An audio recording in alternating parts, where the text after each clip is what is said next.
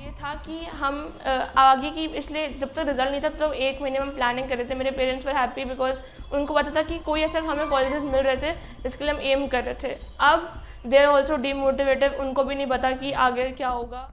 देखा जाए तो पिछले साल 537 नंबर पे वही रैंक 70,000 थी, तो एकदम से 10 नंबर ज़्यादा ला के भी रैंक जो इन्फ्लेशन है वो डबल पहुंच गई। बच्चों के साथ नाइंसाफ़ी भी है, इसका कोई ना कोई सॉल्यूशन निकालना चाहिए एनटीए को।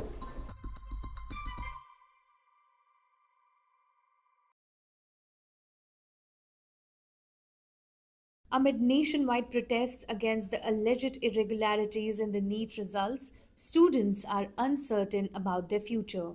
Many students claim that they feel demotivated and clueless about their next steps following the announcement of the NEET results. 17-year-old Surbhi, who took the NEET exam this year, expressed dissatisfaction with the NTA's response.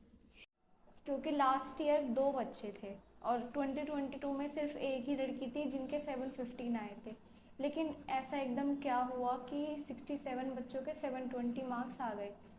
ऐसा कैसे possible है? इतना paper का level भी नहीं था गिरा हुआ कि सब बच्चे टॉपर बन जाए। जैसा एनटीए कह रही है कि हमारे बच्चे अब इंटेलिजेंट हो गए हैं, क्वेश्चन को समझने की ज़्यादा उनमें कैपेबिलिटी आ गई है, लेकिन ये कोई अच्छा जवाब नहीं है। ये बहुत ही अनएक्सपेक्टेड सा है कि जिन्होंने पूरे साल मेहनत की है, जिन्होंने बहुत अच्छे से मेहनत की है, उनको 650 मार्क्स पे भी स्कोर नहीं मिल रही है। बहुत ज़्यादा रैंक का इन्फ्लुएशन हुआ है। 650 मार्क्स पे बच्चों के 30,000 रैंक है, 40,000 रैंक है, लेकिन ये कैसे पॉसिबल है? लास्ट ईयर 650 मार्क्स पे रैंक आती थी 10,000 और इस बार 40,000। कैसे पॉसिबल है?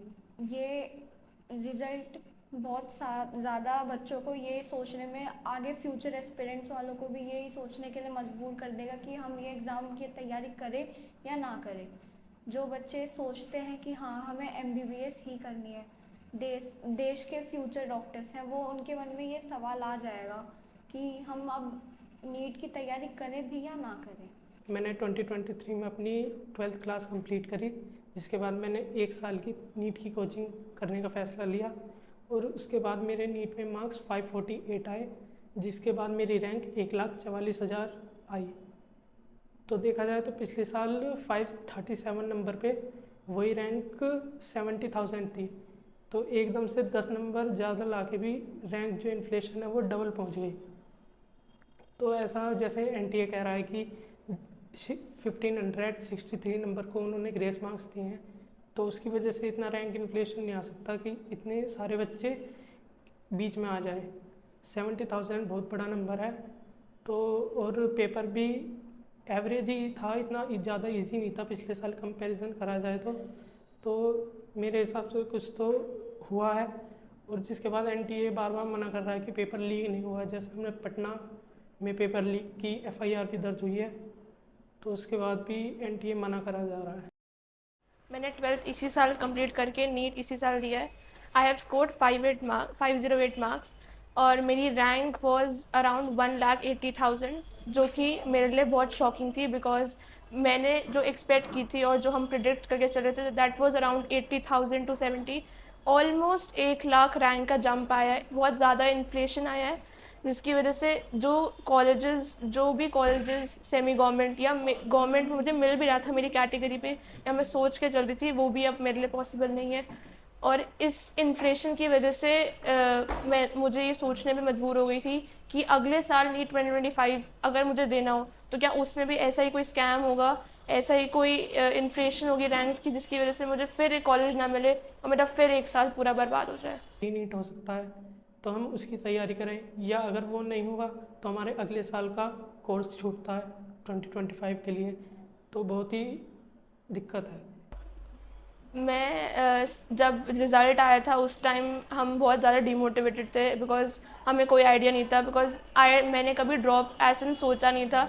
मेरा ये था कि जिस नंबर पे मैं थी मुझे कुछ कॉलेजेस मेरी कैटेगरी में मिल रहे थे, बट अब वो पॉसिबल नहीं है, तो मुझे ड्रॉप का प्लान करना पड़ा। और उस ड्रॉप की वजह से अब मुझे ये देखना है कि अगले साल अगर एनटीए ने वापस ऐसा कुछ किया तो मेरे साथ आगे क्या हो सकता है? अगर मुझे उस टाइम भी कॉलेज नहीं मिला तो फिर मेरा फ्यूचर तो ऑलमोस्ट बर्बाद हो जाएगा, बिकॉज मुझे एमबीबीएस करनी है और जितने बच्चों को एमबीबीएस करनी है सबके साथ यही प्रॉब्लम है। कॉलेजेस हमारे देश में बहुत कम है और अगर उसमें रैंक भी अगर इतनी ज़्यादा ये लोग बढ़ा देंगे तो फिर हमें जो मिल रहा था वो भी नहीं मिलेगा आगे।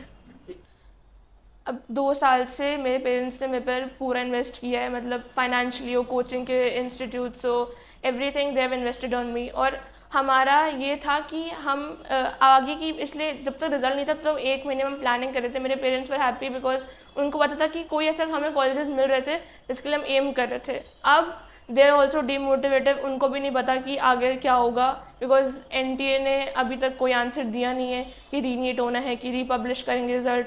उसकी वजह से वो भी बहुत ज़्यादा हर्ट है, वो भी, उनको भी नहीं पता कि आगे क्या होगा। सो एवरीबडी, सबके लिए बहुत ही शॉकिंग सिचुएशन थी जब रिजल्ट आए थे। सबसे पहले मैं डीमोटिवेट होता हूं अपने स्टूडेंट के थ्रू। तो यदि हमारे स्टूडेंट डिमोटिवेट हो गए हैं तो नेचुरली टीचर तो डिमोटिवेट होंगे ही, क्योंकि हम टीचर उन्हीं स्टूडेंट की वजह से हैं। इसलिए निश्चित रूप से एनटीए को कोई ना कोई फैसला लेना चाहिए इसके ऊपर, या तो दोबारा से री एग्जाम कराए या तो वो जो मार्क्स एक्स्ट्रा दिया गया है वो ठीक किया जाए। इसके साथ साथ कई जगह मालूम हुआ है कि पेपर लीक भी हो गए हैं, तो इसकी भी सही सही जांच होनी चाहिए।